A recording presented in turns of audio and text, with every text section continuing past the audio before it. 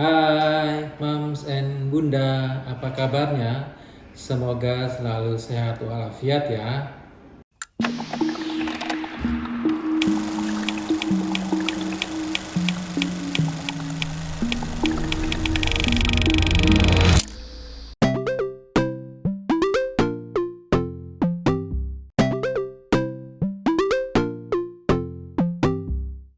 Bunda, ada berbagai faktor yang mendasari seseorang itu sulit untuk hamil. Nah, penyebab sulit untuk hamil ini ada dua bagian ya. Pertama adalah karena adanya masalah kesehatan tertentu untuk bunda, untuk pasangan suami istri. Yang kedua adanya pola hidup bagi bunda sehingga sulit mendapatkan kehamilan. Nah, yuk kita bahas satu persatu tentang kesulitan hamil untuk pasangan suami istri usia subur. Ya, bersama saya.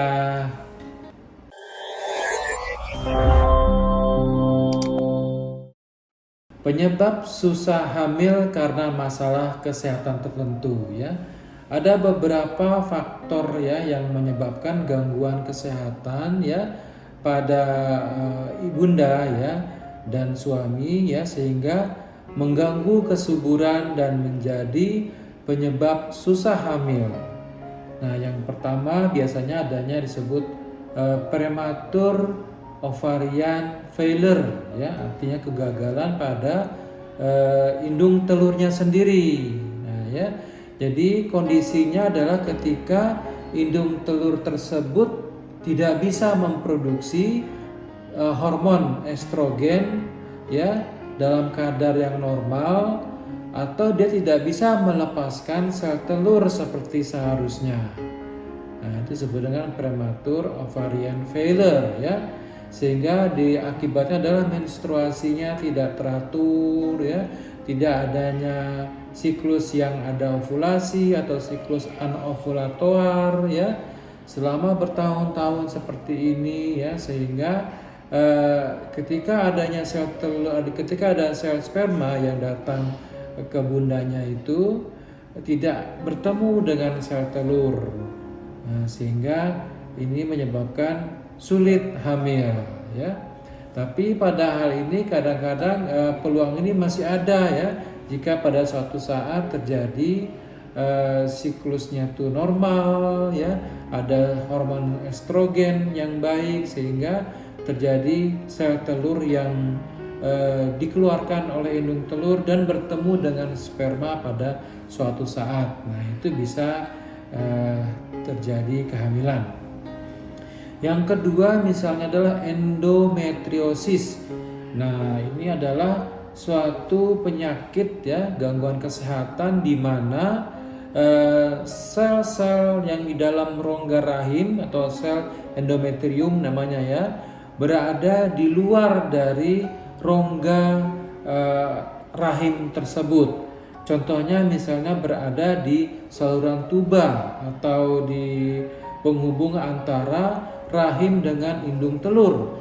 Jika terjadi endometriosis atau sel-sel dari rongga rahim menempel pada tuba falopii atau tuba saluran indung telur, maka akan terjadi halangan sel telur dengan sperma itu sulit untuk bertemu. Nah, itu adalah adanya endometrium atau endometriosis yang tumbuh di luar dinding rahim. Nah, sehingga hal ini menyebabkan luka yang menyumbat pada saluran tuba sehingga sel telur dan sperma tadi tidak bisa bertemu. Nah, itu yang disebut dengan endometriosis. Yang berikutnya adalah adanya penyumbatan sendiri pada saluran tuba penghubung antara rahim dengan indung telur. Nah ya, selain tadi penyebabnya karena adanya endometriosis, juga karena misalnya adanya infeksi ya, infeksi atau radang daerah panggul ya. Nah, adanya radang pada panggul ini menyebabkan adanya sumbatan ya. Radang ini biasa menghasilkan sekret atau cairan-cairan atau adanya pembengkakan pada saluran tuba tersebut ya, sehingga menimbulkan jaringan luka yang menyumbat tuba falopii sehingga juga menyebabkan sel sperma tidak bisa bertemu dengan sel telur. Nah, yang keempat misalnya gangguan pada fungsi hipotalamus. Hipotalamus itu adalah otak kecil ya pada manusia ya, yang berfungsi untuk memberikan sinyal-sinyal kepada otak hipofisis ya. Ada otak lebih kecil lagi, hipofisis, yang mengeluarkan hormon untuk pembentukan pematangan sel telur ya, hormon LH dan hormon FSH, follicle stimulating hormone. Nah, kedua hormon ini bisa menyebabkan sel telur itu matang ya, terbentuk sel telur pada indung telur dan bisa menghasilkan sel telur yang bisa bertemu dengan sel sperma dan bisa mempunyai keturunan atau anak.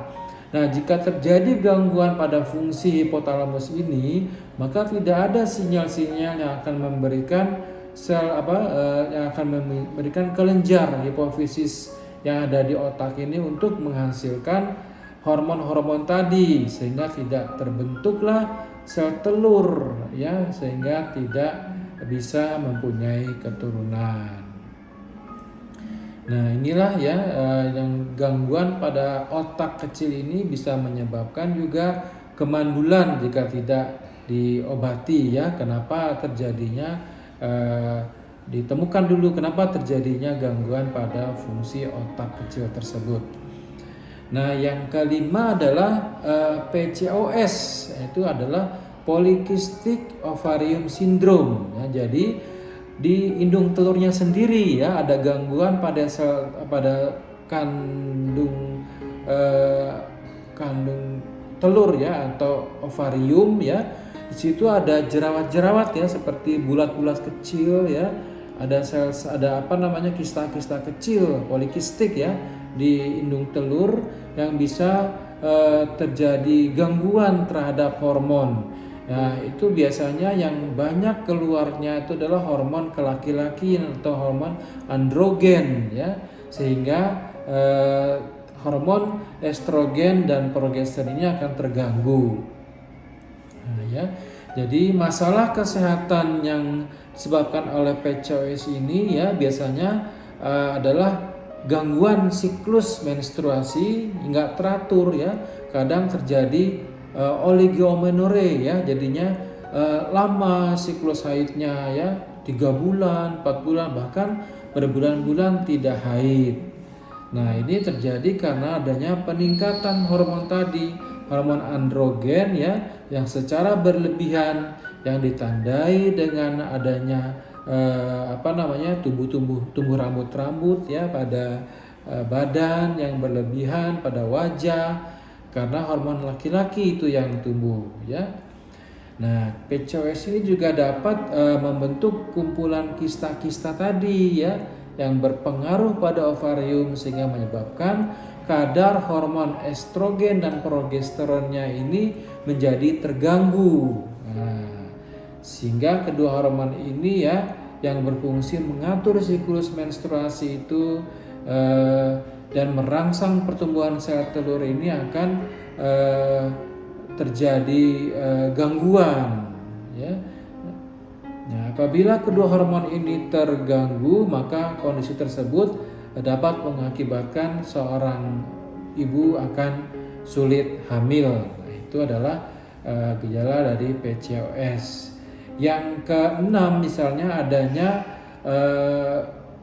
kista pada indung telurnya yang besar ya, atau adanya gangguan, ada miom ya, adanya massa atau daging tumbuh dalam rahimnya sendiri ya. Itu adalah merupakan penyebab dari gagalnya seorang ibu untuk hamil. Sulit hamil karena ada penyakit-penyakit saluran reproduksi seperti kista ovarium, kemudian ada miom dalam rahim. Nah, Nah, yang terakhir adalah infertilitas pada pria, pada suami, ya.